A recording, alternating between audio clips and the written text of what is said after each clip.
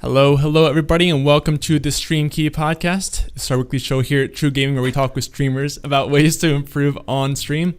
And today we finally have the one and only Ashnichrist on the show. Finally, Ash, how you doing today? I'm good. Thank you for having me. I'm really excited to be here. Yeah, same here. I just you started talking out of nowhere. I was really focused on something else, so I got really shocked for a second, but I'm here now. I'm ready. Let's do this. I'm so pumped to finally be on your show. Yes. Finally, yeah. Sorry, I usually count down a little bit there, but it just kind of went there. So sorry about that. Oh, you're good. But, you're good. So Ashni, if you guys don't know, is a fellow podcaster in the Twitch educational podcast space. All three of us out there. And she has a show called Stream Coach, which I was on a couple weeks back. So we're doing a little cross promo episode series. And this week, we're going to talk with her about how to return to streaming on Twitch, because she has a really cool story about, I'll let her tell it. I don't want to spoil anything, but if you guys haven't seen this show before, the way this works is Ash and I will talk for about 40 minutes or so, 35, and just one-on-one, really honing in on that topic. And the last third of the show, about 20 minutes, will be viewer Q&A. So if you have a question for Ashnichrist, if you have one for me about streaming, whatever, save it till then, and we will get to it then, I promise. But first of all, I just want to quickly get to know Ash a little bit here. For people who don't know you as well, do you want to just give a brief overview of your channel, what kind of stuff you do, a little bit of history? Yeah, for sure. So my channel and actually all of my content is created with the creator in mind. So my mission is to help streamers pursue their dreams and learn to stream. And I have, like you said, the podcast. I've got a YouTube where we're posting 3 videos a week. I think that's actually about to go up to 5 or 6. And then we're live on Twitch Wednesday, Thursday, and Friday at 12 p.m. Central Time. And everything that I do, whether that's on the podcast or obviously the YouTube as well, but during the streams too, literally all of it is geared with streamers in mind. So I talk about things like what you talk about on your podcast, but consistently every single stream while live. So it's really fun. It's really fulfilling. And I'll get into the story here in just a little bit because it's very long, but that's a basic overview of what we do. We also get kind of goofy. Everyone loves to break me. And our community is named the Yam Fam. And they're honestly, I know everyone is we have the most supportive and loving community on Twitch, but no, no. The Yam Fam, dude. They're crazy. They're crazy. They're freaking amazing. I love them so much. It's a really cool community, I have to admit. But I think some true fan might fight you for that title, the community. Dude, okay. Well, that's what we'll do. We'll duke it out. We'll have a true fan versus Yam Fam showdown on Twitch. That would be so fun.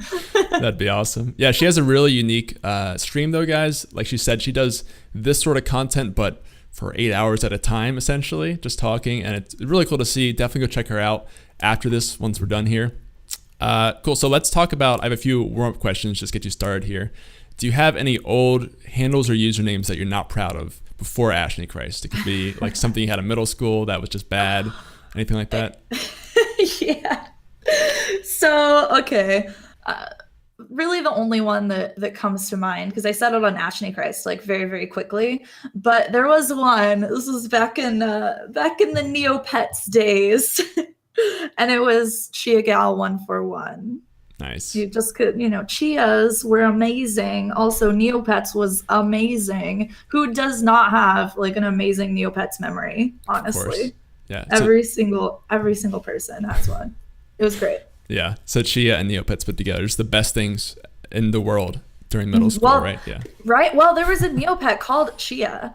Oh, okay. And I think I actually, to get that username, I ended up having Neopets just assign me a name because that just was completely uncreative. And so they gave me that one, and I was like, all right, this is fine. Chia Gal 141. There you go. Sometimes it's the best ones that you just get randomly assigned. You never know. Right? And I wish I could go back into my Neopets account though. Yeah. I can't get back into it. It makes me sad. Is it still around? I don't even know. Yeah, it is. But apparently, I don't know. I haven't played since middle school. Apparently, they've changed some stuff, and everyone's it's not the same. It's not as good anymore. 20 years later, it's changed. What? That's crazy. Yeah, right.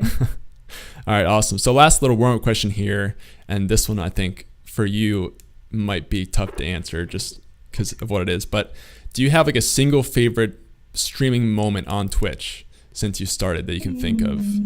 Gosh, it's been so long and there's so many good ones. Mm-hmm. Oh man.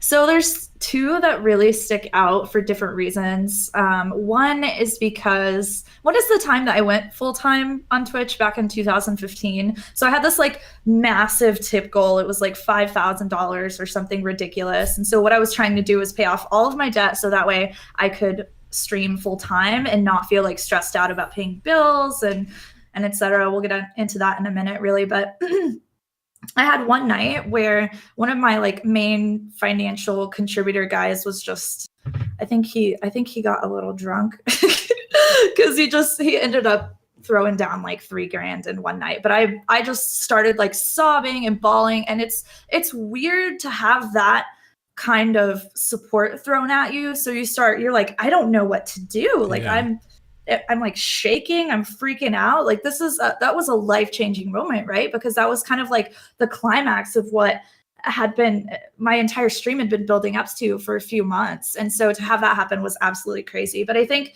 honestly, one of the most heartwarming memories, and I actually absolutely cherish this one above the latter, is that time that we found out what the Yam Fam name was going to be. So a lot of people kind of create their community name just on their own, right? So we had this moment where my boyfriend like came into the room and he shook this sweet potato by my head. And I don't know why everyone thought it was so hilarious. And we started joking around and a lot of inside jokes came out of it. And eventually everyone settled on the Yam Fam. And it was just really sweet because like I wasn't the person that created that name at all. It had nothing to do with me. Like I don't even eat sweet potatoes that much. But to have that moment happen in the stream, and then afterwards we had this amazing just vulnerability, like every single person opening up in chat about either being on the spectrum or their experiences in the LGBTQ community or just struggling with depression and anxiety. It was like this massive influx of like love and just passion and everyone accepting each other. And I had not seen that happen in a stream. Like that doesn't happen very often, right? And then to see that, I was just like, oh my gosh, this is crazy. I didn't choose the name. You all made this. Like, so you all identify with it. And then also you're having this love and support. Like you're being vulnerable and opening up and you're supporting each other. That was, it's amazing when something like that happens. It's so heartwarming, right? I love wholesome memes. Yeah. Yeah, I think I actually heard a little bit about that story when I was in your stream one time, talking about the process of letting a community kind of name themselves. That is really cool to see when I've seen a few other people where that happens too, and it's just the best way to name a community. And then, the process you mentioned of people just opening up, like that's something you can't plan for or make happen. Really, it has to sort of happen naturally. So when they do happen, it's really, really cool to see for sure. Yeah, it's really great. Awesome.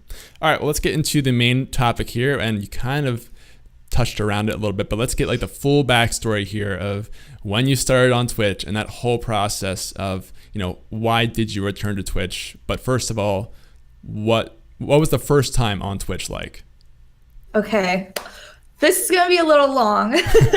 So if you all don't have like, I don't know, some soda or like a beer or something, please go. Maybe get yourself some chips and chill out for a second. No, but really, it really is important that I give like as much context as I can, I think, for this story to truly resonate and to have as much like emotional depth for everyone listening as possible. So I started in 2013. And when I first was introduced to Twitch, I was like, this is weird. Why are people watching other people play video games? I think that was kind of like a little jealousy inside of me maybe at first, because I had always been like that weird girl in school that played video games. And all of a sudden I'd found this entire community of people that did the same thing. And to see that just absolutely blew my mind. I was like, well, I'm not the cool kid in high school. At least I could be the cool kid on Twitch. Is this going to work? But I found it and it was amazing. Eventually I kind of like warmed up to the idea of me actually starting streaming on my own. So I started in 2013 and I was terrible at it, like really, really bad, truly awful. And I took like 4 months to talk to my chat. I did not do a good job of getting to know people. I actually used to have someone who would hang out in Skype with me during my streams who would say hi to the people that came into the stream because I was too bashful.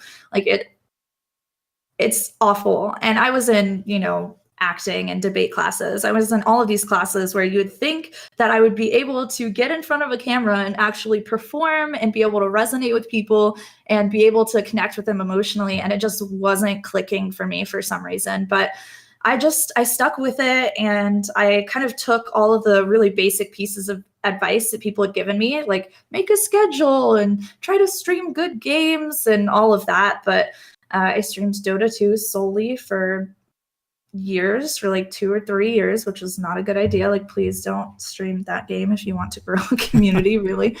And then I ended up going full time in 2015. I had massive support from a lot of people. A lot of that support, of course, was like them hanging out and spending time with me. But because I was still strictly streaming Dota, I didn't really grow an audience beyond like 30 to 40 consistent viewers, even though at that time I was having like ridiculous streaming nights, like that financial supporter I told you about earlier was just thousands of dollars all the time. Like, here you go, hundreds of. He came into my channel the first time he saw me, and it was like my first triple digit donation, and I was like shaking and freaking out and stuff.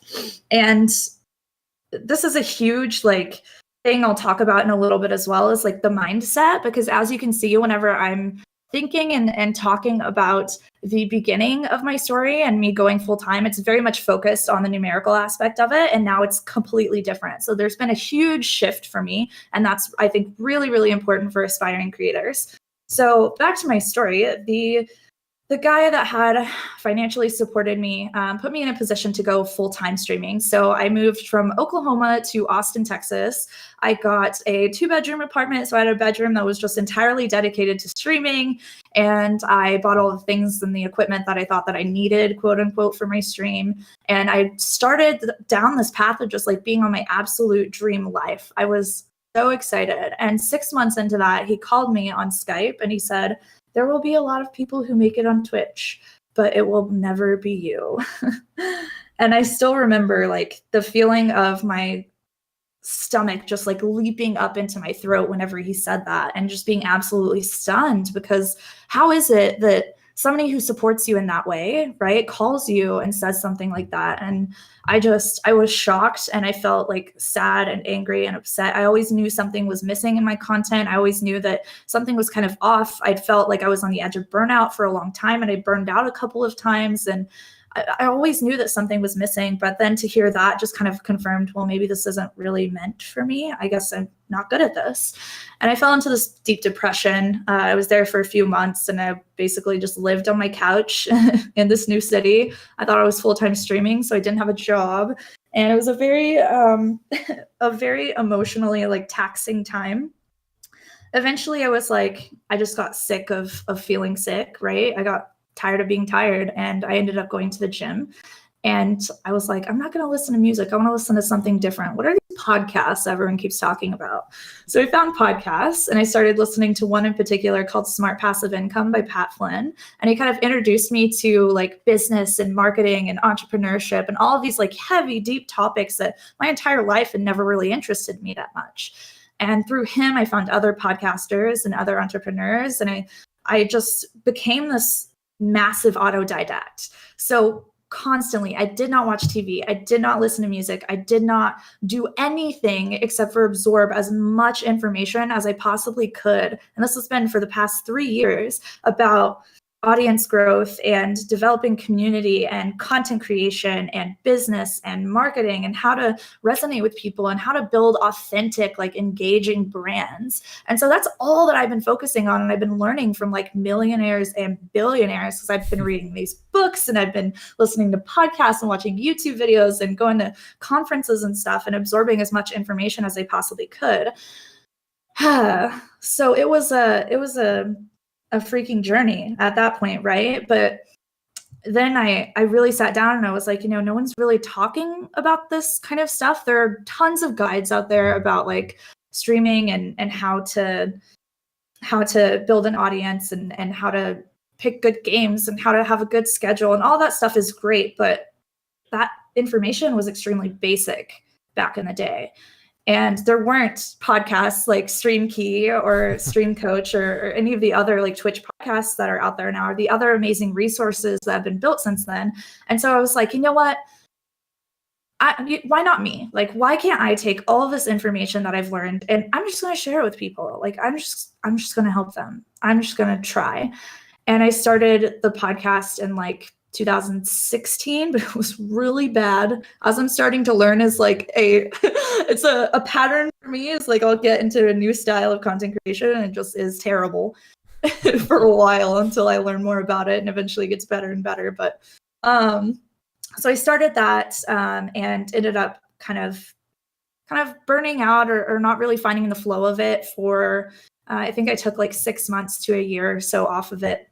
And recently came back and started dominating over on YouTube. And then we came back to Twitch as well, which has just been, it's been crazy. It's been crazy. We'll talk about that in a second. Yeah, absolutely. Wow. So I love that story. I've heard it a couple of times, but I just think everyone should hear it because it's such a unique and powerful story of coming back to a platform after not succeeding, which is really why I wanted to unpack that today over the course of this hour. So a lot of stuff there. One, I just have to say that it's so funny that you listen to the Pat Flynn podcast because it's the very first podcast I listened to as well. And it just really? It's the very first one. Oh my God, that's awesome. It's so hilarious. So good. It is. We're like freaky weird. Every time we talk, I'm like, there's something else. This is creepy. Then absolutely. why? Yeah. I mean, both the podcast, we start for the same reasons, Stream Key, same exact motivation. So cool. I want to pack a little bit more of that. So you said at the beginning, was money like kind of the biggest motivator for you before you took that break to kind of refocus on yourself? I don't think it was the biggest motivator. It definitely wasn't something that I started streaming and it was like, oh, I'm going to make a ton. Yeah. I legitimately started streaming because I wanted to make more friends. I wanted to see if I could do anything with it. I wanted to see if I could be a content creator.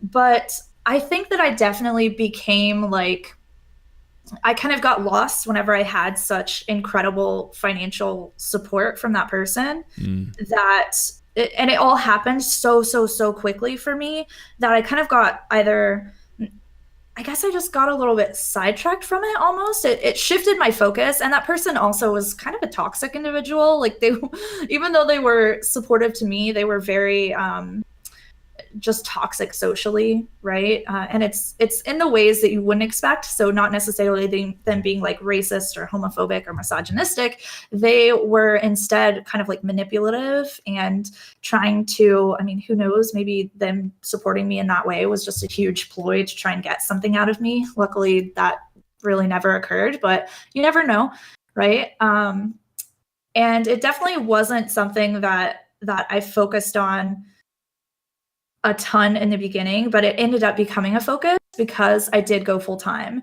and I went full time with massive amounts of financial support from one person. Like there were many people who were supporting, but they definitely weren't supporting at the level that one person was. And I learned a really important lesson around that time as well, which is like, if there's one person who is giving you the main portion of your financial like contributions and you are, especially if you're full-time, right? And there's one person that's like, I'll make you full-time, do not do it. Okay. Because you don't know what is going to happen if that person has to like pull their support. If you don't have a solid group of people who are all contributing to that and your main goal is to like go full-time on Twitch with Twitch only, which I don't even recommend, still don't do it, right? Like it is not smart to, in my opinion, put the responsibility of your bills onto your community unless it's like incredibly consistent and you are rather massive and very established. So if you're like a smaller creator and you're kind of like, you're full-time and you're doing it full-time, but you're struggling for bills, like what's the freaking point of that? What are you doing, right? Because there are plenty of streams, myself being an example, that stream 3 days a week are doing great, but you still leave room for you to have just like a normal job, right? I can go into this forever. Like full-time streaming is so, people do it before they're ready for it. Some people wait way too long to do it. It's such a loaded topic, but really I think because I had that that pressure put on me of like, you've moved to this new place, rent is like 4 times more expensive here, and supposedly all of the support is coming from your community. Like, this is massive, right? That's a lot of pressure to put on myself. That's a lot of pressure to put on people that are watching me. That's a lot of pressure for me to kind of try to not think about and try to not externalize whenever I am on camera and whenever I should be engaging and interactive and entertaining for people. And it was definitely a huge learning process for me. Yeah, absolutely. You hit the nail on the head. I think, when you do decide to go full time and try to rely on your stream for paying bills and things, like that totally shifts the nature of your stream and how you see what motivates you, because suddenly that guy who was just donating all this money, which was really nice, now you're almost dependent on that person. And that really changes the way that you stream, because maybe you're not doing it for the same reasons as when you started now.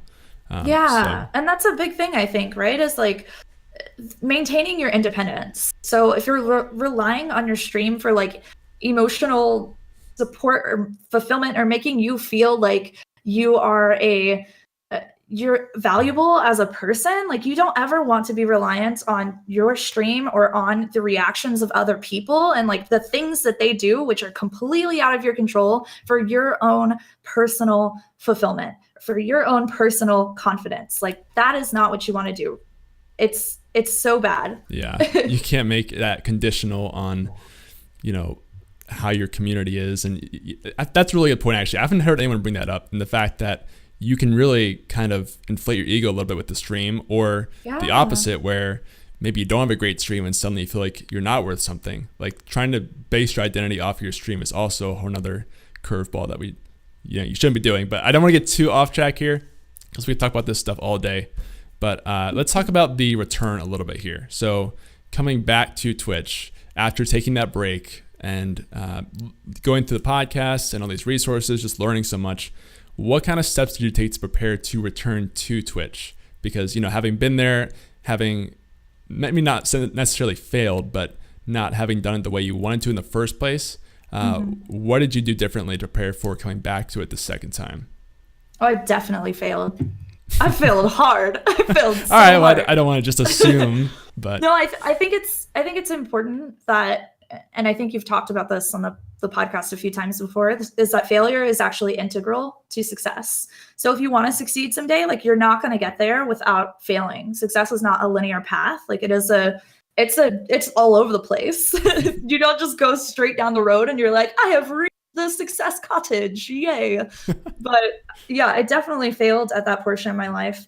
And I think a big massive thing that you need to have as a content creator, or just as a person who is trying to like make their own business, which is kind of what content creation is, right? Like, you're your own boss, is you have to overcome your fear of failure. So there has to be a point where you're like, all right, I'm not going to hold myself back. I'm not going to prevent myself from either putting out a video or tweeting this tweet or doing this thing or partnering with this person for maybe a co-stream or something, or a podcast episode, because they might say no, or maybe we make it and it sucks. Like, you're gonna suck. And I actually encourage people a lot consistently to suck, like, go out and fail with the intention of failing, because once you do it, you realize that it's actually not as scary as you think it is, and that it's super important for you to be able to clarify exactly what success means to you, and also what successful content looks like. So I definitely failed. To come back to Twitch, I used that failure.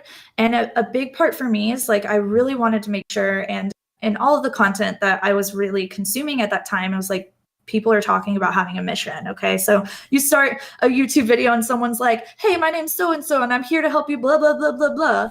And everyone seems to have this mission statement. So if I were to think on like my entire past, like all of this stuff that has happened to me in my life, but also in content creation and in my first iteration of me being on Twitch, what is it that I've learned from all of those lessons, and how can I bring that uniqueness and my experiences back into this platform? Because at the heart of myself, like, I truly love streaming. I really, really do. I really love like the people that are here. I really love the drive and just the passion that streamers have for their craft. I think it's absolutely just inspiring. It inspires me. A lot of people say the opposite of that I inspire them, but I'm like, no. Okay, because you are trying and you're failing and you're trying again and you're streaming for years to 5 people and you're so passionate about this and you want to make it work and you're out there like racking your brain, like maybe if I just switch up my schedule a little bit, maybe if I just find a game, please, how can I make this happen for me? And that is so inspiring. And I know what that's like, right? Like I have been streaming for a long time and I streamed for 3 years to 15 people. It's difficult. It really, really is. And I know that struggle of like wanting it so desperately and like wanting it to work and wanting it to work and wanting it to work. And then you see nothing from it. And so for me, I was like, how can I help that person that was in my position? I love Twitch and I know I want to be here, but where are other places that people aren't creating content to help streamers? Should I be helping streamers? Like, what do I really want to do? And so I sat down and I took all of my interests. I love houseplants and like interior design. I love design in all senses. So like style and fashion. I love food. Like I love a lot of things. And so I sat down and I wrote out all of my interests on a piece of paper. And then I put them through one question. And that question was, who would I be online if I made all of my content about this one thing? And so I took food and I'm like, okay, what if I made all of my content about food? I could have a food podcast and I started writing out all of these content ideas. I could have a food podcast. I could talk about, or I could have a food blog. I could travel to local Austin restaurants and take photos. And I thought through all of the content for all of my different interests. And the one that really like sparked me inside, that I really felt that like passion and drive for, because all of them interested me. I was like, heck yeah, I'm all about going to local Austin restaurants and getting free food. Please, let's go. Put it in my mouth now. But whenever I landed on streaming, there was like this spark inside of me. And I knew, I was like, I've struggled. I have a story, like I have a narrative to back this up that's going to emotionally resonate with a lot of people. And I knew that that's the place that I would be able to help, because that's also what I have a persistent interest in. Like my passion for interior design or food or whatever else, like it ebbs and flows, right? But streaming is something that I'm always wanting to learn more about. I'm always like grasping at as much knowledge as I can. I'm always trying to be better. I always want to like turn inwards and learn how to be a better person and a better leader and a better individual and contributor and become more empathetic. And I think that really, like, if you're looking for something, like if you want to make a return to Twitch, a big part of it needs to be you sitting down and figuring out, okay, why did I take a hiatus, or why did I get burned out? Why did I stop last time? For a lot of people, it's because they're trying. Right? And they're trying so hard. Their foot is on the gas pedal for a long, long, long time. And they're seeing little to no momentum in their content, or little to no growth because of it. And that can get incredibly annoying, because you're trying for so long, yet you're not really seeing the audience retention. You're not seeing growth. You're not seeing like any rewards for those efforts, right? And your body, like the human body, is not capable of doing something over and over and over and over, working hard and not seeing any results from it. It'd be like going to the gym and working out hours a day and not eventually getting more fit and looking better. It's like, I just look the same, but I've been putting in a ton of work. Like, no, Nobody's going to do that, right? Nobody is going to do that. And so your brain and your human state is that whenever you try so hard and see no results, eventually you're going to burn out. That's just the natural state of it. So you need to figure out, like, how am I going to get results? Not just, okay, I'm going to turn on a camera, I'm going to play video games, and I'm going to be nice to people who come in. No, there needs to be something different, because the audience on Twitch, like, they're not looking for another person who's just nice playing video games and has a camera. Like, they might enjoy you as a person, they might be your friend, they might have something in common with you, but really what they're looking for and what's really going to take off and make you see results is whenever you bring something different to the platform. So I knew that, and I was like, I'm going to sit down. What is it that's going to be different for me? And I really encourage, like, every single person, what is it? Like, what are you going to bring that's different to the platform? What is it that you can bring that nobody else can, because of your story, because of who you are as a person? And so at that point, I was kind of like, I need to I need to really flesh this out. And I also wanted to be prepared. And so I first started the podcast, like I said, in 2016. We restarted that, I think, late 2017 or like mid 2017 again. And we did really good. I streamed like intermittently for a year and a half. I took time off, right? And I left Twitch in like late 2015, never really streamed consistently again until recently. But I was randomly streaming podcast episodes and doing interviews and just kind of like maintaining a minute presence in the space.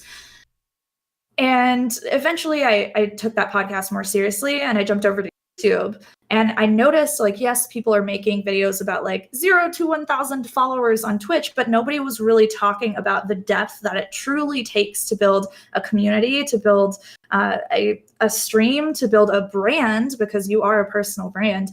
And so I started making those videos and just answering all of those questions that I had as a small and struggling streamer. And anytime that people came to me like, hey, Ashni, I'm really struggling with this thing, I'd be like, yeah, okay, let me make a video for you about that. Because I knew that if one person is struggling, that means that many, many other people are struggling with that exact same thing. And I could have one resource. Anytime somebody came to me and they said, hey, I'm struggling with this, here's a video about it.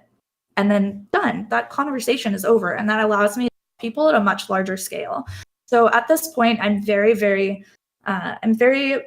built into, and I truly feel passionate about and feel like my mission and my purpose in this life is to help other people and to help content creators specifically. Right now, that is Twitch. It might change in the future, but that moment and me just creating stuff on YouTube is really why I started Twitch back with this kind of like fervor that I've had, and with all of these amazing people in the space that I have, is because I was just helping people. That was the goal, right? Like, just put YouTube videos out and help them. So we reached YouTube partner and then came back to Twitch, and we've been slaying it. Awesome, man. That was a very, I really got my, I'm so sorry. That's all right. That's when the best stories come out, honestly, with long conversations. So I love that for a lot of reasons. One is that, so I'm hearing, to prepare for coming back to Twitch, there was a lot of planning involved in terms of like really thinking through. One of the parts I love that you mentioned is you thought through like everything you could possibly do, right? With food and fashion and stuff like that. But you picked streaming or content creation, helping with that kind of atmosphere, because your heart was really in that. And that was something that you decided to go for and kind of put everything else to the side.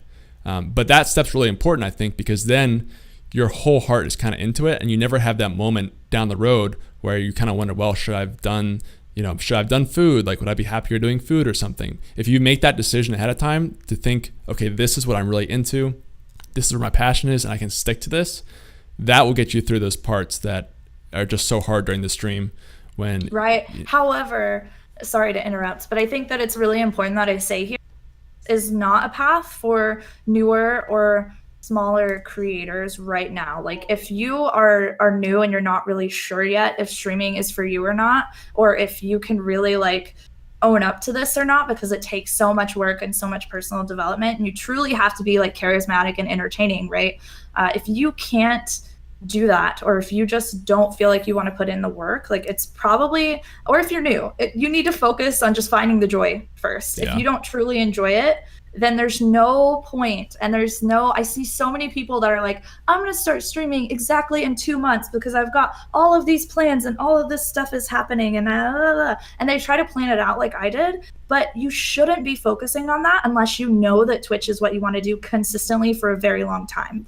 If you don't have that kind of resolve about it, then it's not smart for you to take that kind of level of seriousness with it. You need to just get started. Right. Yeah. Even in your story, you took a trial on these things first, whether it's Twitch or podcast or YouTube. You don't have to have all those things figured out right away to start, and you really have to be in the space a little bit to even know about those things and plan around your identity, kind of. But there's a mix there where, on the one hand, you want to plan effectively and make sure that you don't have any doubts about it, and then you also have a plan to go forward. But then you also don't want to let that stop you from starting, right? Because you started on Twitch, you started on YouTube, podcasts, without having a perfect plan. You stepped back from each of those things, at least the podcast and Twitch, and kind of ask yourself some questions about how it could be better, improved. So that process is really important, I think. don't let yourself be scared to start, but then also make sure you take time to step back and reflect and have a path to go forward. Yeah, absolutely. Awesome. All right, so let's this is going so fast, I feel like, compared to the normal hour episodes, but let's look at retrospect here a little bit. So looking back on, now that you're back on Twitch, you've grown on YouTube and podcasts and things like that, are you glad that you took the break? Looking back, do you think it helped you in the end, as opposed to, basically, do you think you could have kept streaming? Maybe if you've overcome, but do you think it really was possible to get over that point back when you started on Twitch and kind of push through it, or do you really think you needed to take that break to recenter yourself? Yeah, there's absolutely no way that I would have gotten here. Absolutely not. And I got this question like yesterday, actually. Someone asked me if they should take a hiatus. Yes.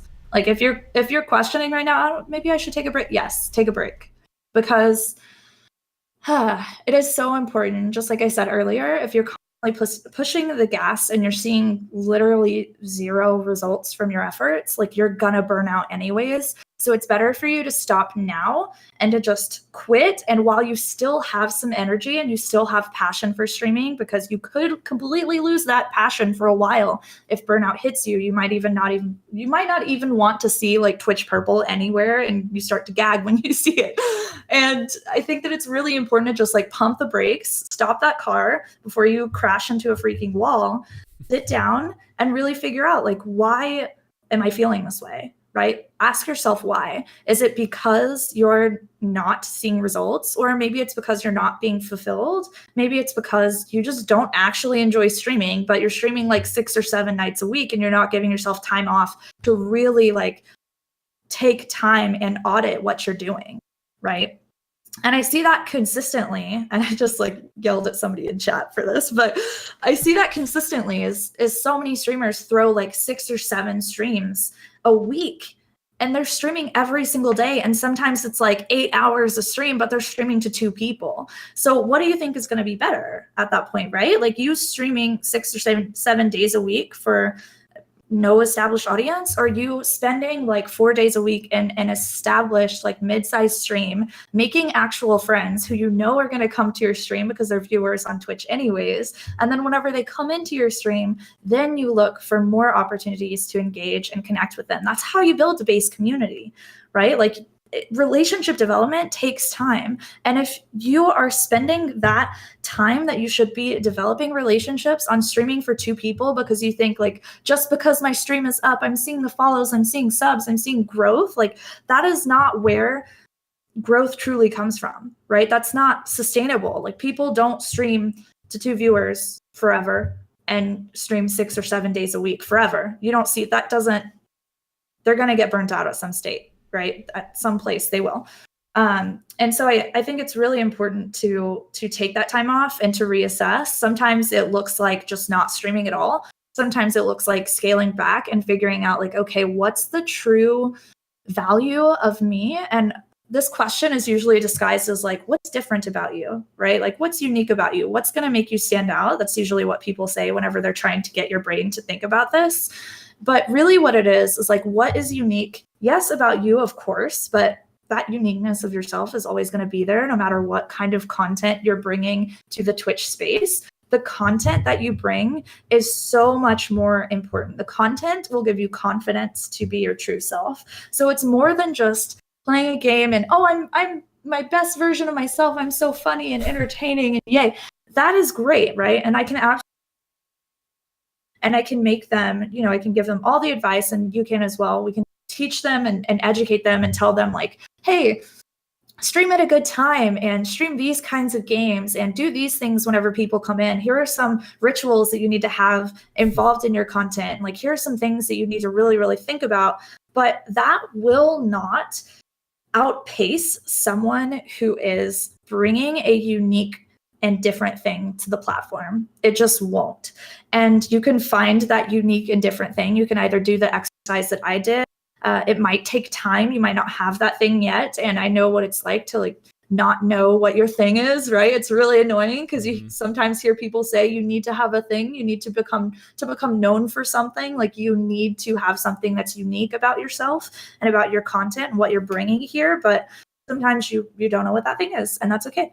And you just, at some point, you're going to have to figure out, is it cars? Is it like wrestling, which are two places Twitch is really focusing on bringing those audiences in right now. There are plenty of super passionate groups of people that are not yet represented on Twitch. If you're the first person to bring that style of content to Twitch, you will absolutely take off, especially if you put it on like Reddit, or you get it in front of people in your local community, or you just find those people where they hang out online that content is specifically created for, right? And the person who is streaming like 6 or 7 days a week that isn't really leaving time for them to do this kind of work, to audit their content, to spend time in other streams, especially as an aspiring or growing streamer, then you are not like putting yourself in a position to have free time to really get creative with what you're doing, right? So we need to not try to throw all of our time into Twitch, as exciting as it is and how addictive as it can be. Like we can't do that and expect to see growth just because we're there. That doesn't happen anymore. That was good advice 5 years ago whenever some of us first started. It doesn't really work like that anymore. What we need to do is stop being afraid of putting the brakes on the thing that isn't working and re-audit and re-pivot or just pivot ourselves and figure out, like really do that internal work and do that content work and figure out like what is it that you can bring that's different. Yeah, absolutely. I love that. And like you mentioned, like you have to take that break if you want to be able to find what it is that you're going to be unique for. You can't do that on stream. Maybe some people can. But also, like you said, sometimes it's more beneficial to take a step back, to not be streaming, and to have some time outside of stream to strategize and think through things and just work through things. Sometimes that's more beneficial than to stream for another hour or 2 hours, when really, by taking that time off, you would actually get more out of those fewer hours you're streaming. Yeah, exactly. A lot of people have that like misconception. I should just be live because that's where I see the growth. And while that's true, right? Like that's where the majority of your followers are coming, your sub in, like bits and tips and people that are showing up and talking to you. But that's not truly what builds a community. Just because you're live doesn't build community. Just because you build it does not mean that they will come on Twitch. So it's really important that you figure out like what is it that is unique, right? Honestly, if you're struggling with viewership right now, if you're streaming to like 0 to 5 people and you're struggling to build that just base of viewers, that base community, that first 15, I would say, to 20, it really kind of depends on your niche, I guess. But if you're really struggling for like the best thing that you can do is go and spend time in mid-size established streams and just truly get to know the people in there. Don't be afraid of opening up. Don't be afraid of asking questions. Don't be afraid to support others. Like I guarantee you that support at some point is going to come back to you, as long as you don't think of like, hey, I'm supporting in order to get more support in return. We don't want that. But it's so important for you to do that initially. Just like be a friend, just make friends. That's all you need to do. A lot of people talk about like networking and how can I get my stream in front of more people, or how can it doesn't matter how many people you network with. If you're networking and if you have 0 viewers and you're not with a bunch of people that have 0 viewers, your base audience is still 0. Like you don't need to be networking with other streamers. You need the viewers. You need to be making friends with the people that are in the stream, and of course with the streamer as well. But I guarantee you that people like myself and other mid-sized streamers, like if we see that you are supportive and you're kind and you're showing like love and support to other people, even if they're streamers, if you go and follow their channel or tell them that it's going to be okay if they're struggling right now, like we see that and we know who the most supportive people are, and we're going to mobilize our people to go and support you too. That's massive, right? That's massive. And that's going to do so much more for you streaming and struggling for months and months and months. Yeah, absolutely. Just being smart about how you spend your time on Twitch. Yeah. All right. Well, I'm gonna keep moving through here. I have so many questions. I don't think we get through all of them, but one or two more before we move into chat questions here. So extended episode. Yeah, I mean, if you have time, we can go a little bit longer. I just don't want to keep you longer than I promised. Okay, sweet. One really important one I have for you here is, so for people who have maybe streamed on Twitch before, and for whatever reason they took a step back to either they needed more time or they didn't like what happened on Twitch or whatever reason, what kind of advice would you give people who maybe want to stream again but they're scared to, based on what happened last time? Man, I talk about fear a lot, and I think it's a really, really important dialogue to have, because fear holds streamers back so much, like so much. It's such an invasive little pest in our community. Like it is the reason that so many people are saying things like, oh, there are so many streamers that they just want to network because they're trying to get more people to their content. They don't really care about you as a person. Like they're just grabby and they just there's fear has so many negative implications or like results on this space. It really does. And fear holds a lot of people back. It could be you're afraid of being imperfect, so you're trying to make your stream perfect before you get started. It could be you're afraid that you're not going to resonate with people, and so you like over prepare before you get started. Honestly, that fear is preventing you from sharing your gifts to the world. And I know I'm all about like helping you aspire to be this like amazing of yourself and this amazing content creator, but at the same time, like we still have to be appreciative and we still have to find joy in the process, regardless of how many people are there. So if you start and you're still feeling like, this is kind of gross, I'm not really liking this, I've only got 0 viewers, you're not enjoying the process, right? And if you don't enjoy streaming, like why are you even streaming? It's because you want some kind of notoriety or social clout. You want people to freaking love you. There are a million other things that you could do that people are gonna love you for, right? Like it doesn't have to be streaming. We don't have to put ourselves into this box of I have to be a streamer. So it is okay for you to be afraid, right? It's absolutely okay. But at some point, your fear is going to be a brick wall for you, and it's going to stand between you and success. And it's going to stand between you and your perfect dream life. You have to punch through the wall. You have to like work out and like just build up these massive biceps at some point and punch through that wall or jump over it. I don't care how you get through that freaking wall. Stop letting fear hold you back from creating awesome content and an awesome space for people. Stop letting fear like control your content and dictate your success. Like you are the one who controls your future. You are the one who controls whether or not you are successful on Twitch. Success doesn't have to mean, by the way, that you get like $500 or $1,000,000 a month like Ninja does. It can be a different kind of success, right? And it's totally okay to be afraid, but you have to get started. You just have to do it. Over time, like the quality is going to come. You're going to get better. You're going to refine who you are as a person. You're going to get good at this. You are not going to be good at first, and that's okay. And you might start again, and you might have planned out this really cool thing and done this really cool exercise, and then maybe that doesn't work either, and that's okay too. You can always pivot. The point is, if you truly love streaming, why are you not streaming? Just do it. Just somebody clip that and make that its own video right there. It's perfect. Yeah. No, I love that. And it goes back to what you mentioned earlier with the fear of failure and really being willing to fail, because that's a part of everyone's process. And you are not going to be able to go through streaming without experiencing setbacks of some kind. So learning to adapt to that and learn from those and move forward is really key. Absolutely. Yeah. So, all right. Next one I have here, this is a kind of interesting one. So there's some people on Twitch who, for whatever reason, they have to take a hiatus. They don't really have a choice. It's not a matter of them being scared of streaming. Let's say you are a military streamer, or you have to move somewhere across country and you can't stream for a month. What kind of advice would you tell people who know they have to take a break for a while, but definitely want to come back to streaming after a month, 3 months, however long it is?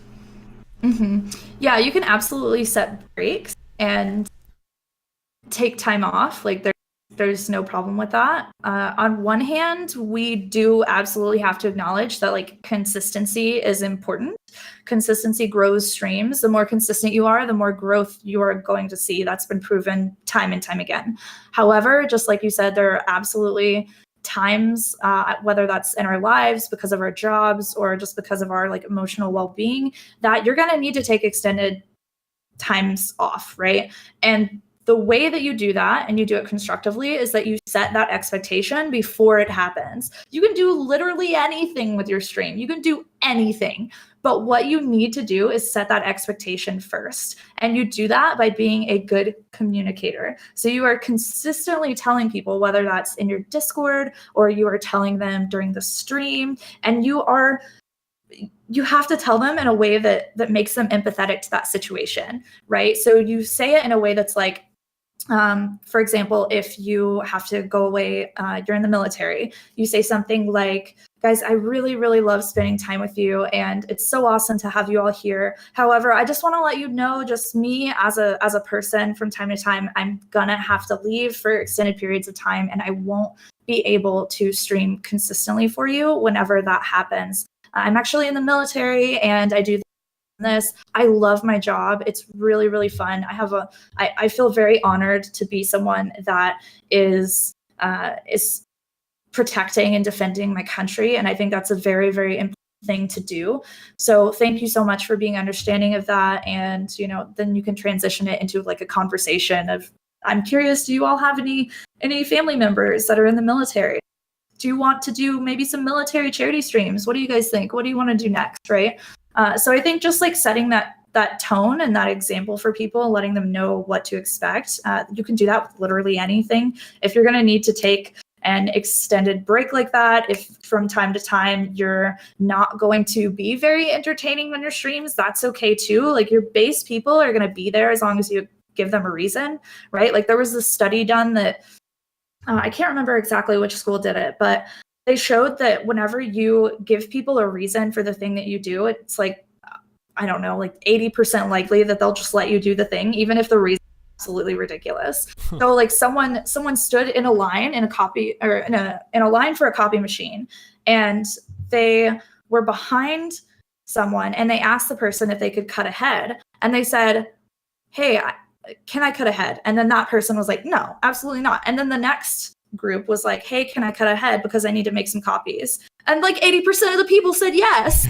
Like what? What does that tell you about just letting people know and giving them a reason, right? Of course, we want to be empathetic and understanding to their situation. But if you build a community based on you being empathetic and understanding of them, they're going to be empathetic and understanding of you. It's all in how you communicate.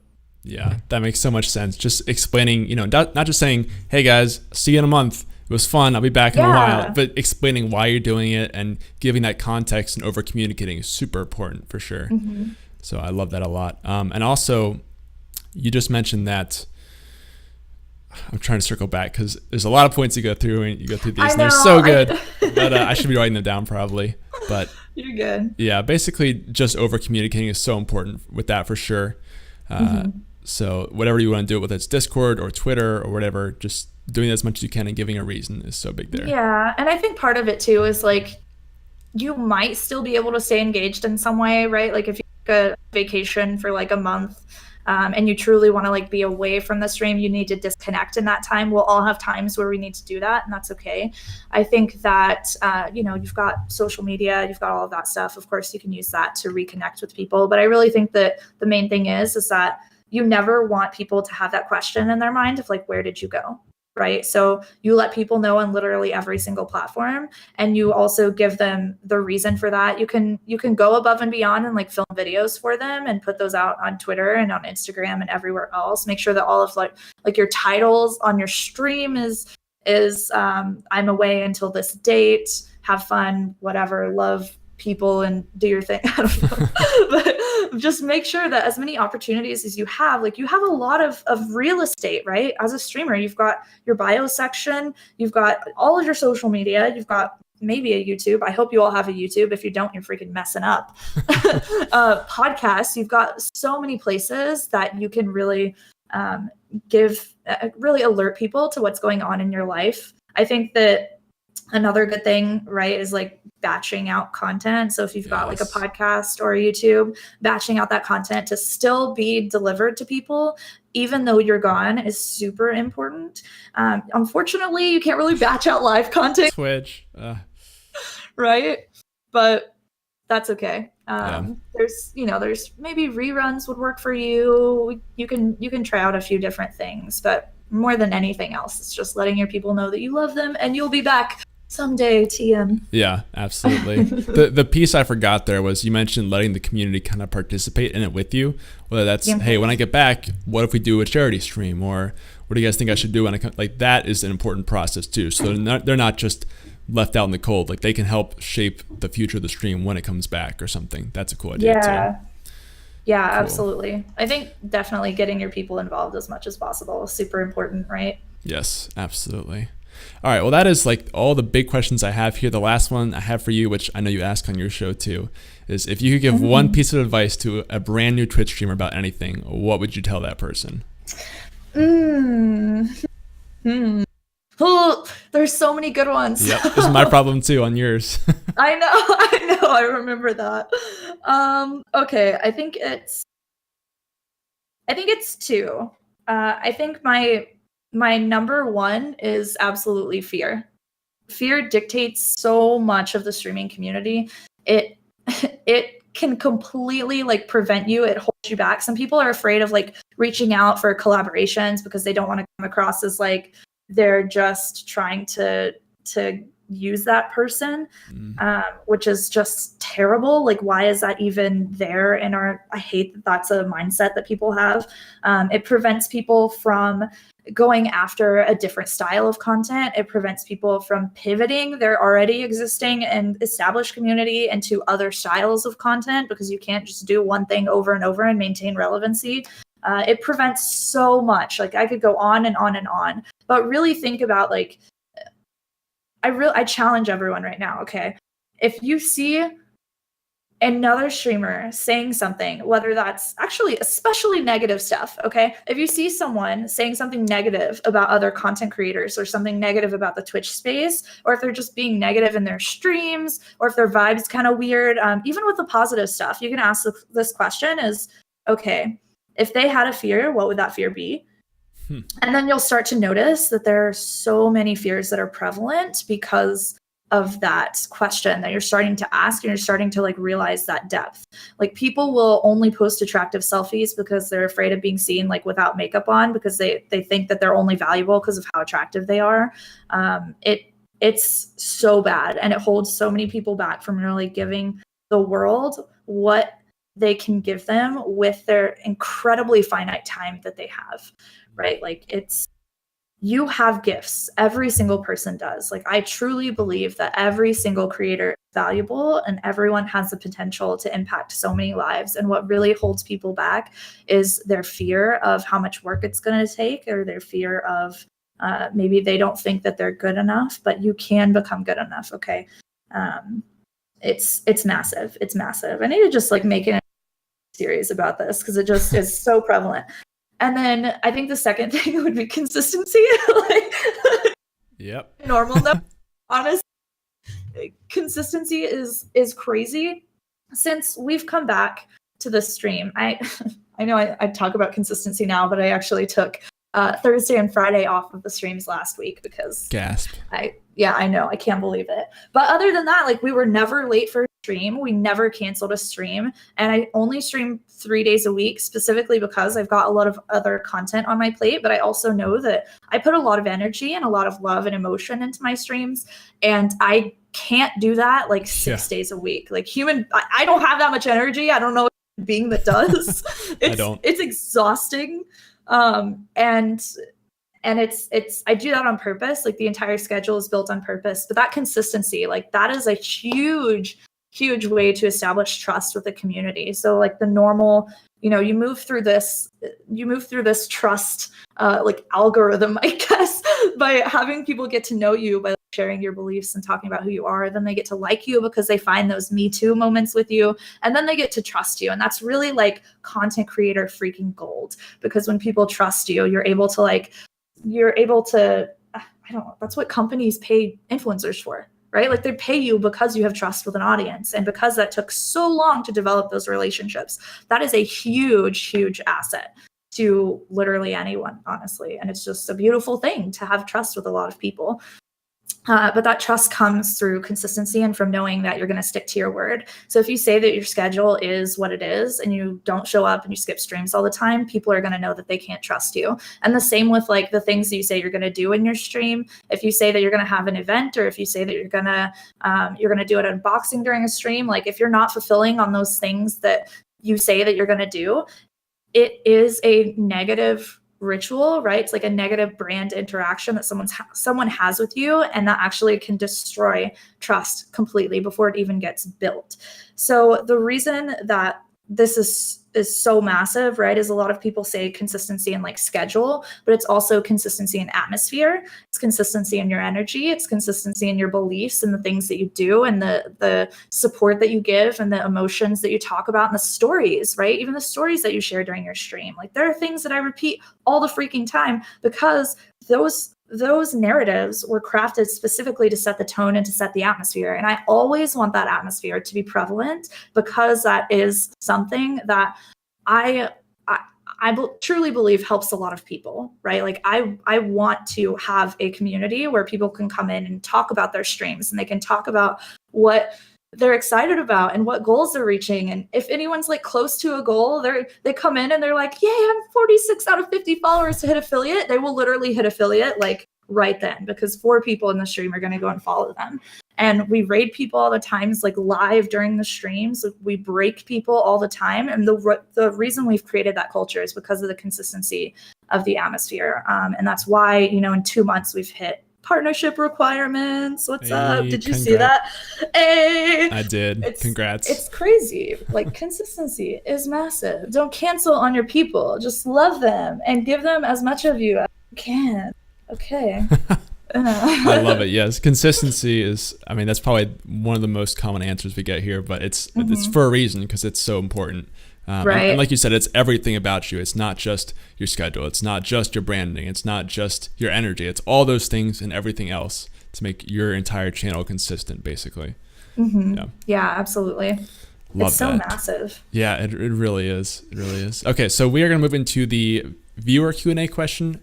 If you guys have a question for Ashni or myself about anything related to Twitch, just tag me in the chat at GreenChord so I see it in big bright red, and you can ask away, and we'll see what you have for us today. Oh boy. Yeah. I really appreciate you, Jim. Jim is a cool Catherine. guy. He actually... Go ahead. Yeah, I want to say hi to everybody. Yeah, go ahead. Hi, Jim. Hi, Catherine. Hi, Beer. Hi, Jana. Hi, Jana. Oh my God. Hi, Zephys. Hi, everybody. Hi, Ken. Oh my God. Hello, everyone. Hi, it's so good to have you here. Hello, Yan, True Fam. How you doing? I love you guys. Make sure that you love and support each other and follow each other and hang out in each other's streams. Hi, DJ. Hi, Voyevoda. Hello. It's a party. Thank you guys all for coming out and watching. Hopefully you're enjoying all the amazing insight from Miss Ashnichrist. Woo! Okay, right. I saw. Yes, first question here from Scumbag Sco says, how do I not beat myself up for slipping a lot on my schedule in the last few months? I'm trying to refocus for the future and set something in stone without beating myself up for wasted time. That's a good question. Yeah, that's really difficult. I think that you have to realize that if you're going to you're taking energy and you're taking attention away from what you should actually be doing, which is just providing as much love and energy for people as you can. And focusing on your content. So you have a finite amount of energy as a human being. The things that you focus on are the things that you're going to amplify. So if you're focusing on that negativity, focusing on you slipping up, you're going to slip up more. You're going to notice you slipping up more. You're going to be way more negative about it. It's very, very easy to spiral in that situation. So I think it's really good for you to just notice the good things that you've done, right? And notice the fact that you do actually want to come back and put all of your attention and all of that energy that you have, because that negative energy can be channeled into positive action.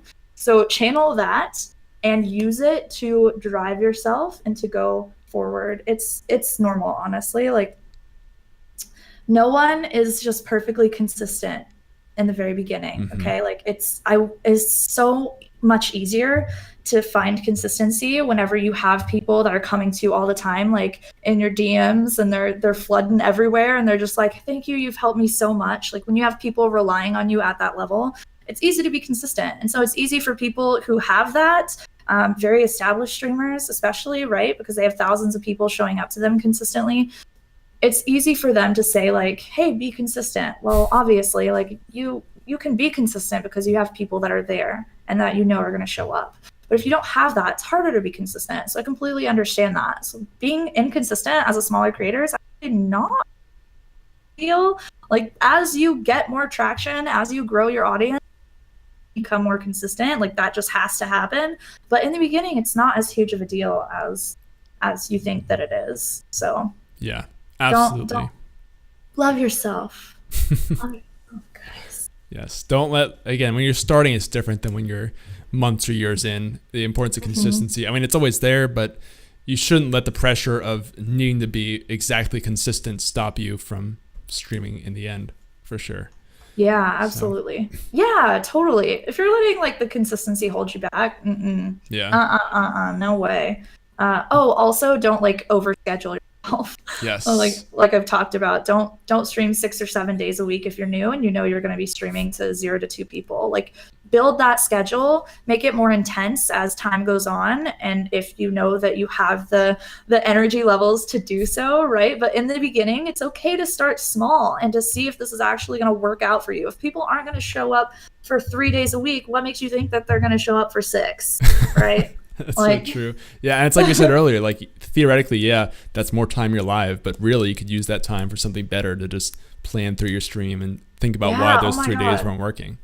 Planning your streams is so like, oh my God, it's like literally the number one thing that you need to be doing, honestly. Why wasn't that my number one tip? There's too many. You can't pick one, right? Yeah, it's so hard. It really is. Oh my gosh. Okay.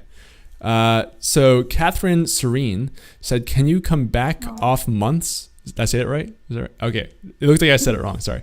Can you come back off months and months of inconsistency or canceling at the last minute? Kind of a similar question, but yeah, how do you react to that essentially? Yeah, absolutely. Yes. Done. Yep. Simple as that. Yeah. I mean, I was inconsistent for a long time too. It's because I wasn't moving forward in my content, even though I was putting a ton of time and energy and effort towards it. And eventually I the gas pedal was pushed down and I hit the wall, and I had to take the time off to rebuild the car. Right. And now the car is a freaking Tesla. Let's go. It's running forever. That's right. Yeah. Yeah. Just on that point one more time, like it's better to stream inconsistently than to be scared about streaming inconsistently and not stream at all. If that makes sense. Oh, didn't you say it's? Oh, maybe I can't remember if it was you or someone. It was you. Yeah. It's better to be. What was it? It's better to be consistently. I have to think through it again. Bad than inconsistently good or something. Yeah, no, it's good. It's better to be inconsistently good than consistently bad. Yeah, exactly. Yeah. So good. That one blew my mind. It's just one of those things. I gotta like write it down because even I forget it sometimes. But yeah, inconsistently good than consistently bad. Yeah. Yes. Yeah, exactly. Okay, so it's kind of a fun one from Jack the Streaming Snack here. Said, when can we see a friendly competition between the True Fam and the Yam Fam? Right now, let's go. Yeah. Yam Fam spam. Oh gosh, True Fam. Is actually bad for the podcast. Yeah, here goes the Q&A. It's just gone. I know. But fight back, True Fam, fight back. Don't actually do it. This is really bad, actually. Don't do this. This is not at the end, when we raid someone, everyone can fight. We'll see who wins the raid. Yeah. We'll do that. Okay, so one from Chilled Monkey, I like that name, says, with schedule and days, do you think time zone makes a difference, or better just to focus on the time that I can and update bonus days if you have more free time? So yes. Go ahead. Massive. A lot of streamers. This is actually like a huge thing that I see as a setback for a lot of people. So you're focusing too much time on the schedule. Stop focusing on the schedule. Focus on making the content better. A lot of people think like, if I just tweak the schedule a little bit, then magically that will make my content better and my community will grow. But that's 100% not how it works, right? Like, it doesn't matter what time you stream. if the content is good, if it's something that serves people through education, inspiration, motivation, entertainment, which most people don't need to be in that directory, and most people try to fit into that directory, or just relational value, which is going to be in all content on Twitch anyways. If that is there and it's helping people, like, it doesn't matter what time you freaking stream, right? So build a schedule that is going to work for you. Stick to it. Don't mess with it. Stream, like, literally, if you're struggling right now, set 3 days a week, preferably like 3 days in a row, however I do that. 3 days a week, try to make the start times all the same. Try to make it at least a 4-hour stream, because you hit your peak 3.5 to 4.5 hours into your stream. Some people can't do that either, and that's okay.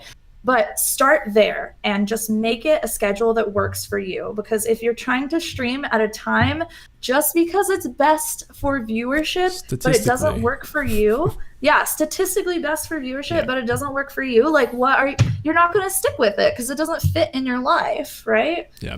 It's just like the rest of the stream. You can't let people tell you, like, well, over my many years, I've deduced that this is the best time and the best game and the best content. Like, you have to figure out what your content's going to be, not take just blind advice from people who aren't looking at what you're doing, essentially. Yeah, absolutely. Yeah. You have to be the captain of your ship. Yes, absolutely. And I have seen people who have, like, tried to use this and they have grown from it, but the problem is it just goes away because they're not actually building a community. They're just kind of trying to tailor their page to be clicked on at a certain time. And it's kind of it's kind of the same content or situation as like 24 hours, right? Like you're streaming for 24 hours expecting to pick up people from a bunch of different time zones. Yeah, they may follow your channel and hang out with you, and that's awesome, but they're never going to get to watch you again because you don't normally stream that time zone. So it might be good for you to, like, inflate your follower numbers, but it's not going to be good for, like, audience growth consistently, and you're going to be freaking worn out. And just got to build what works for you at the end of the day on everything. Yeah. And some people do 24 hours and they're great and they work for them, but yeah, I couldn't do it. Some people can, for sure. All right. Scrubbing through, we got a lot of love coming in here in the chat. Trying to search for some more questions here. If you guys have another question for Ashni, please feel free to tag me. If you already asked it and I missed it, please feel free to re-ask it because I don't always see them. There's a lot of chat happening. I saw a few. Yeah. But I was blabbing as usual. Go ahead. I think Catherine asked, how do you get that trust? So how do you grow trust with an audience, right? Hi Jana, what's up, baby? How you doing? Definitely I think the number one thing that you can do is just kind of stick to that rhythm of know, like, and then trust. So in order for people to get to know you, this is another, like, massive mistake that I see on a lot of smaller creators' channels, is that their main focus is the game. So they'll start their stream, they jump right into the game. Everything that they talk about during the stream is about the game. The entire chat is about the game. They're really focused on, like, the community of the game, or maybe they're not even focused on the community of the game, but they're literally using the game as the primary entertainment source. That is not going to work if you want people to get to know you. That is going to take a ton of time, like years and years and years and years and years, for people to feel like they know you enough, they like you enough, and then they will actually trust you. What you need to do is pull that attention away from the game. You are the focus of the stream, okay? You are the leader of the channel. You are the, like, quote unquote influencer. I feel like that's kind of a weird word sometimes. You are the reason that people are on Twitch. Like, if people just want to watch freaking video games, they could do it on Twitch, but they could also do it on YouTube, or they could play the video game. People come to Twitch so consistently, and they are so freaking passionate about it because of that relational value. So building relationships with people, getting them to know you, okay? The way that you get them to know you is you do something scary here, okay? You have to be vulnerable. You have to share your beliefs. You have to say, like, I specifically, even throughout this episode, have said, I truly believe blah, blah, blah, blah, blah. And that is with intention. I say that for a reason. It's really important that you share that side of yourself, regardless of how, like, polarizing your belief is, right? Maybe you don't want to share about, like, politics or religion. Like, sometimes those are things that you should probably keep out. There are some channels that do okay with that, but you don't have to be that person. But it's really, really important that you share your beliefs. Like, I even have a stream value section, right? Like, we don't have rules in the channel. We barely ever even get trolls. We don't have rules. We have like 80 to 100 viewers every stream. And it's because the community culture knows what the values of the channel are and of like us are, right? And I'm consistently setting that tone and that atmosphere. So you have to tell people like, hey, I believe in this. This is what I do in my day, but it goes so much deeper than just that. A lot of people too, they'll focus on that like generic small talk, and that stuff's boring. Like, I don't want to answer, what did I do? How am I? When I go into a stream and someone's like, hey, Ashni, how are you? I'm like, oh God, I've literally questioned like 50 times today. Like, please, I'm good. How are you? It just is such a boring conversation. Like, set people up to have depth with you. Like, ask them, hey, Ashni, what are you working on right now? Hey, Ashni, what's your dream in life? Hey, Ashni, what are you really passionate about? Hey, Ashni, questions that get my think about who I am as a person, get me to clarify who I am, like have that kind of depth, right? And it's scary because it makes you be vulnerable, but you have to share that about yourself. Otherwise, people don't get to know you. Then they don't like you. Like, if they don't get to know you, they won't like you, they won't trust you. So you have to have them get to know you. The light comes in if you just being yourself. Like, just be who you are and be absolutely freaking shameless about that, friends. It's totally okay for you to make weird faces sometimes, okay? Think about like, who are you whenever you're around the person that you are most comfortable with in the world. You're probably a little freaking weird, right? Like, we all get a little weird sometimes. Bring that person to the stream. That's how people like and connect with you, okay? And that's vulnerable. That's truly who you are. Then they trust you because they know and they like you, and you've just done all the things that you said you would do. You've been consistent with the atmosphere and who you are and the beliefs. You've accepted other people. Like, when you have a track record of that, people are going to trust you. Yeah, that's so good. And you brought up a good point there where you shouldn't be afraid to share your beliefs you have or ways you feel about something, because if you try to just make everyone happy and not develop a stance on anything, the problem is you won't actually interest anybody, because you'll just be vanilla and you don't have any sort of qualities to make you stand out. So totally, like, people they won't stand behind you if they don't know what you stand for. If they don't know what you're about, if they don't know, they don't care. They're not going to care about you. Yeah, absolutely. We have so many good questions coming in now. So Yay. Myzeri, hopefully you said that right. Myzeri TV said, how would you best handle doing a rebrand or name change? Okay. I think rebrands, name changes, like that's actually another thing that I see holds people back a lot too. This is it goes along with the same fear as someone has whenever they mess with their schedule a lot. So you're basically like trying to perfect, right? You think that like, if I change the name, if I change this thing, then maybe people will actually come and hang out with me. But if you're really set on like doing it, and in some situations, I do think it's absolutely important for you to do that, especially like as you grow and as you try to establish yourself a little bit more in the space. Sometimes you just want to do the thing, right? What would be best to handle? So handle doing it. It's just, this really depends on the size. So if you have like 0 to 5 to viewers consistently, you should still be posting all of this information, right? But like, that is freaking prime time, you guys. A lot of people feel bad for having, but it's so much fun to have low viewership. Like, you can do literally anything that you want. You have complete like freedom. You don't have to maintain one specific atmosphere forever. You don't have to like stream specific things. You can literally do anything. All right. That is the time you exercise your creativity. That's the time you should be exploring Twitch. You should be doing crazy, random, weird things literally all the time. Like, figure out what is weird, what's like the difference that you can bring. But yeah, I mean, just rebranding, I think, is just communicating with the people that you already have and make sure that you have some kind of mission to go along with what you're trying to do. I really do believe that like, just like streaming and being there and playing games is great, right? Like, there are definitely streams that have seen success from that, but it is absolutely becoming more difficult and more rare. Like, there's a reason that partnership requirements have been lowered and lowered and lowered and lowered consistently is because it's harder now. Like we're trying to compete against 3.4 million people. Like you need to have something. Like a mission is going to make you stand out. Just being yourself and streaming a game, right? That's a completely different ball game than someone who this person is in the major leagues, right? Like they're competing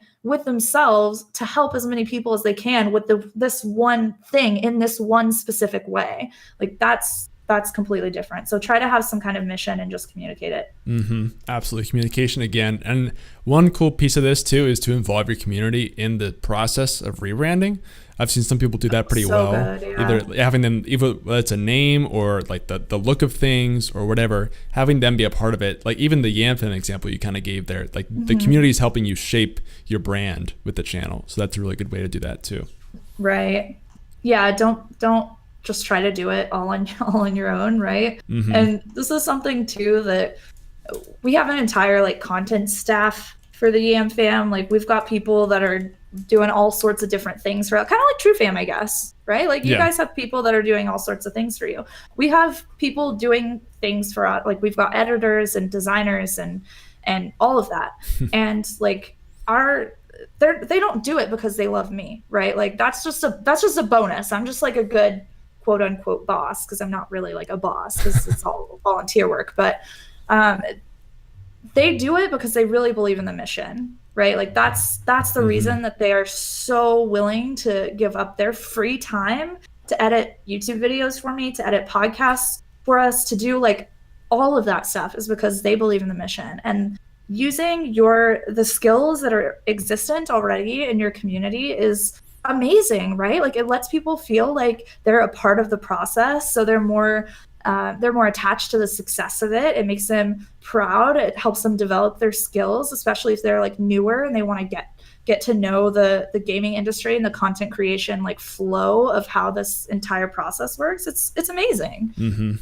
Yeah, just having them be involved is so cool. And it kind of goes beyond you at that point. It's just something you've created and the rest of the community jumps on board and helps push forward. So, yeah. Oh, really it's cool. So great. I could talk about it forever. Same here. Okay, so a couple more here before we start to wrap up. So Scumbags Go had another one who said, what are some best pieces of advice for growing/creating interaction on a Discord server without seeming like you're begging people to talk? It's a good question there. Oh my gosh, this is so good. I'm actually, what time is it? Oh, it's tomorrow. This is Monday. There's a video coming out tomorrow about how to make your Discord server good. Hey, there you go. So that's gonna come out tomorrow. But for now, I think that a big part of it is helping people get to know each other better. So we've done that through a weekly featured member in our Discord. So we actually like have, I don't know if you do the same thing or not, but we have like a weekly feature where I've created this type form kind of like questionnaire of like 30 questions, and they go through and they answer whatever they want to answer. They talk about their content. It can be silly questions like, what's your favorite kind of peanut butter? I see you in chat. I see you. P.S. It's creamy. Okay. And then the deeper questions are things like, what do you want to change about the Twitch space? You know, and it just gives people an opportunity to really get to know each other. They all get really freaking excited whenever a new member feature goes out. It like pulls people out of the woodwork and they'll just like spam the featured member channel. It's awesome. And also we try to do like raids all the time, as much as we can. I love breaking streamers. That's like that's honestly my favorite part about the stream, is being able to take the space that we've grown and taking it to other streams and breaking those people, and taking the people that are like, I've never had double-digit viewers before, and then all of a sudden they've got like 100. Oh my gosh. So it's so heartwarming. I love it so much. So that's definitely something that we do as well. And then of course, just giving people additional open spaces to communicate and to conversate. So, and then having the more exclusive areas. So areas for like subs only or patrons only, staff areas, of course, because we'll need to like get to know or need to stay in contact with that. And then I think another thing too is just like being a resource for the specific value that you provide. So say, I mean, if your stream is all about like, my audience is dudes with mustaches, and so all of my content is catered to dudes with mustaches. I got a podcast, YouTube, and the streams for dudes with mustaches.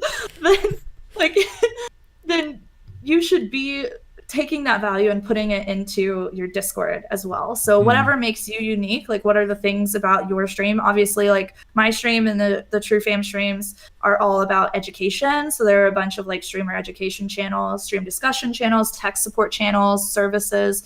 And another thing that I really like too is our testimonial quote unquote channel is called Love Notes for Ash, which was a channel that was created whenever I went on vacation in April, actually before we started streaming again. And I came back and the community managers had made just this really, really sweet Love Notes channel for me to come back to. And I freaking cried because I came back to like dozens and dozens and dozens of messages from people like, thank you so much for the videos. Thank you for doing this. You've done this for me. And that channel is still going. I had I thought it was going to just shut down and that was going to be the end of it. And oh God, but it's still going all the time. People are posting in there and it's absolutely amazing. It's motivating for me to see. It's also a good testament for people who are new to the Discord to see just the impact that we've had. So it solves the same issue that like testimonials solve, which is the question that a lot of people get. Which is this person actually doing anything? Are they actually creating change in people's lives, right? And so that just kind of solves that question. So those are a few. Yeah, no, those are all really great. I love all of those. It sounds like a lot of, just finding ways you can do what you're doing on stream in new ways in the Discord. Just what are some ways like Discord lets you do things that you couldn't do on Twitch? That's a cool way to ask that question. All right, we have so many more questions coming in here and so much love. Thank you guys all for the love for both of us here. It's so kind, everybody. I love them. I know. Same here. All right, so Beardy Glasses, who I know has been waiting for this episode for a while, he asked, he's kind of a long one, but I want to get through this here because it's important. So totally. He enjoys being parts of streams and supporting other streamers and actually enjoyed streaming, entertaining people after a long day, even just a few hours or something I love doing. Any tips on what I can do to get that drive back? Latent depression causing that feeling of and I don't know how to say that word, ennui. Also, sorry for long-winded crap from me. You're fine, Beardy. So basically, like after you've been depressed, but you still loved streaming, what do you do to get that drive back? Which we kind of covered earlier, but drive is a cool kind of topic to look into. Yeah, it's massive. I really think that drive and passion are incredibly important to have, right? Like, when people see others being passionate about something, it's attractive. Like when you see the light in someone's eyes, when you see them like brighten up about something, they're like, right? Like you want to be that person. You want someone to see that you have passion and that you're hustling and that you're motivated. And those are attractive qualities because those are qualities that people associate with like success, and people associate success with power, and people like human beings, right? That's one of our things is like people are attracted to power. So how do you develop drive and passion after you've lost it? Now, I want to preface this by saying like I've definitely experienced depression before. I've definitely had lots of anxiety problems before. It is very difficult. It is very real. It is no joke. Serious stuff. Okay. However, the way that I got over my depression and I got over my own anxiety was because I audited all of the thoughts that I was thinking and all of the content that I was consuming. So whenever I realized that I was focusing on my anxiety or I was focusing on my depression, I actually completely stopped that thought and I would replace it with a positive thought. And now this is something that in the very beginning is probably not going to feel like it's doing that much. But as you do it more with more and more effort and more time, it's going to make you realize the more positive things in your life. You are going to see more positivity. And like I said earlier, the things that you focus on and the things that you really give your attention and your energy to are what's going to multiply in your life. So you can apply this strategy to literally anything that you want in your life. In fact, like the super, super rich, like entrepreneurs from 100 years ago, like you've got Dale Carnegie and like Henry Ford and Edison and all of these people, they literally like have written books. There's a book called like Think and Grow Rich that talks about this. It's basically The Secret, if you've heard of that.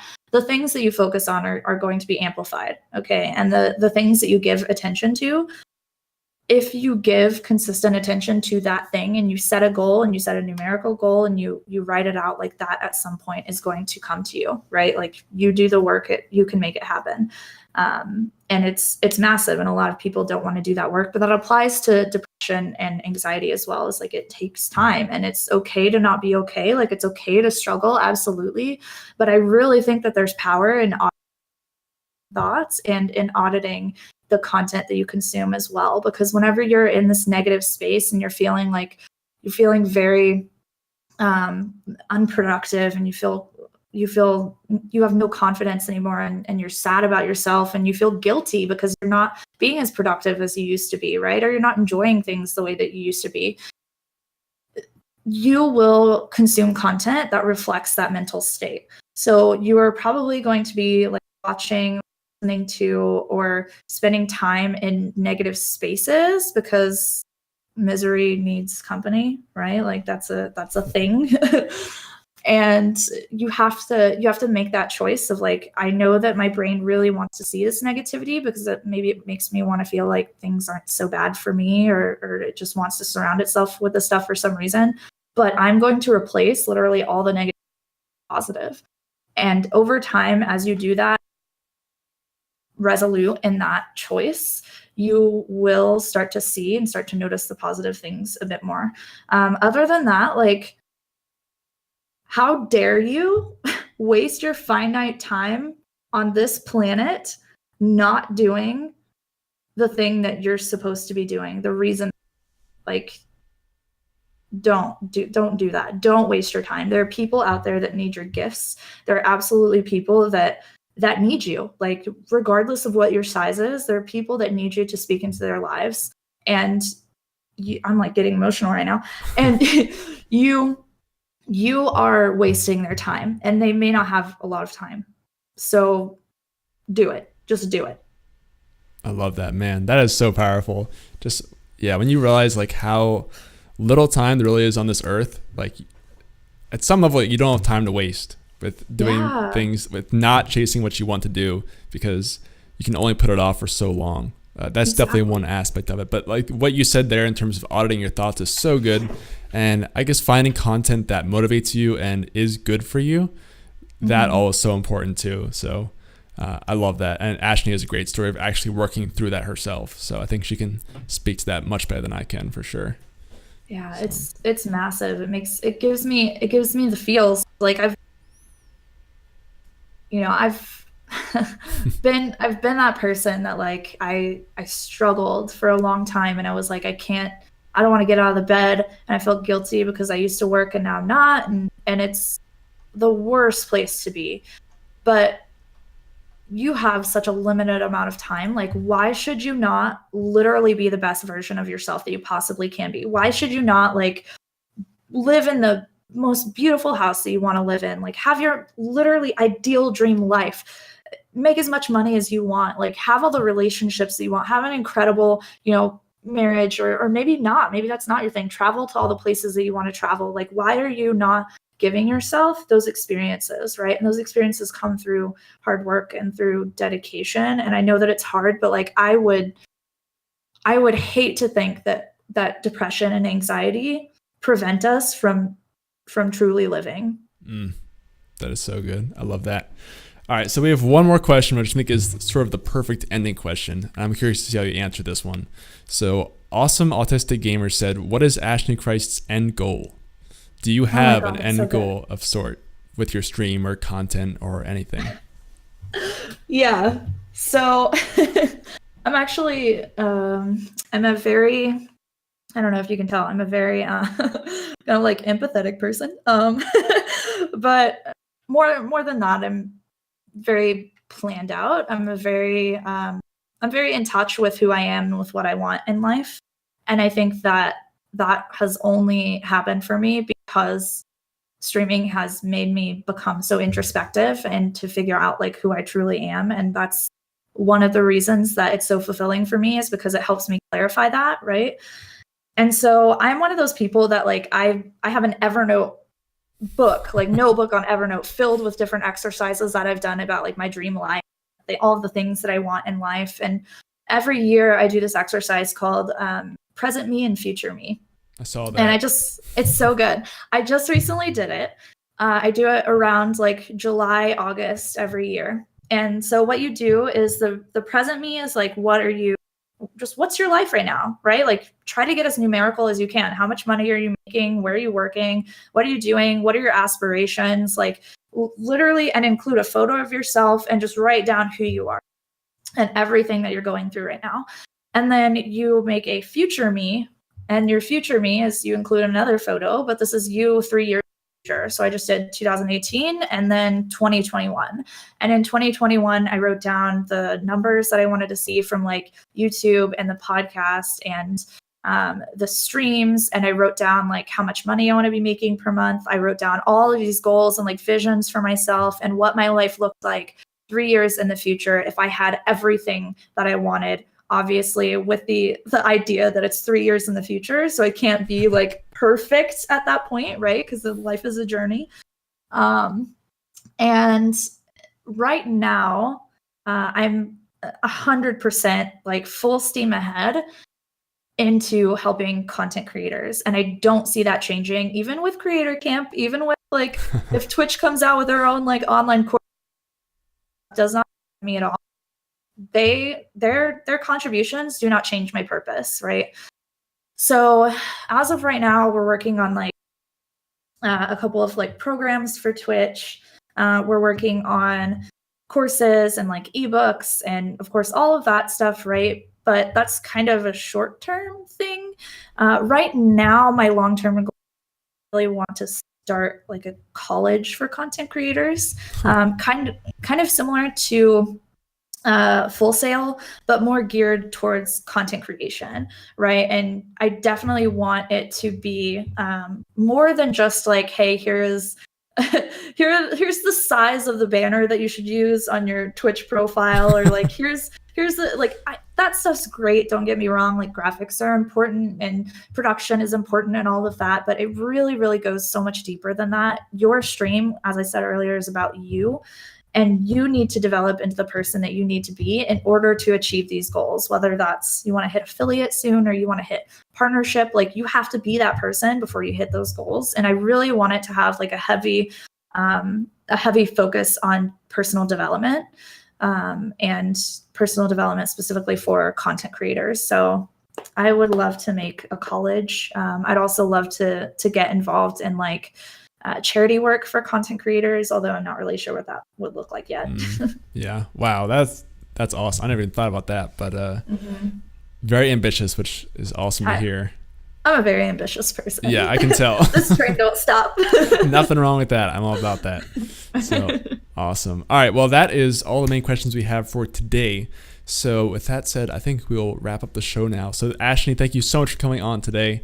Is there anything you want to say to people before we kind of head off, or where they can find you? Yeah, be good people and love each other, and don't be afraid to open up and get vulnerable, and don't let stupid things like fear hold you back from accomplishing your dream life. Okay, I love you guys so much. Thank you for spending time with me and Ben today. It's been absolutely amazing. You can find all my stuff over at Ashnichrist on literally any platform. There's the Instagram, the Twitter, the YouTube, the podcast is called the Stream Coach Podcast, and the Twitch streams. Yay! Come and hang out with me. I'll love you a long time. Okay. Definitely go check her out, guys. And if you're listening to the podcast, all links are below as always. So check those out. Again, guys, this has been Stream Key, and we talk every week with streamers like Ashni about how to improve. Stick around to the end because we're going to raid someone with this big love train. And like we said, we're going to do a little war of the subs and the viewers. So if you're around, see who we can drop the most love on. But we will see you guys next week. This will go out on next Tuesday. If you want to catch it again, re-listen, get all that knowledge in your noggin, it'll be out next Tuesday. So with that said, we will see you guys later. Adios. Bye.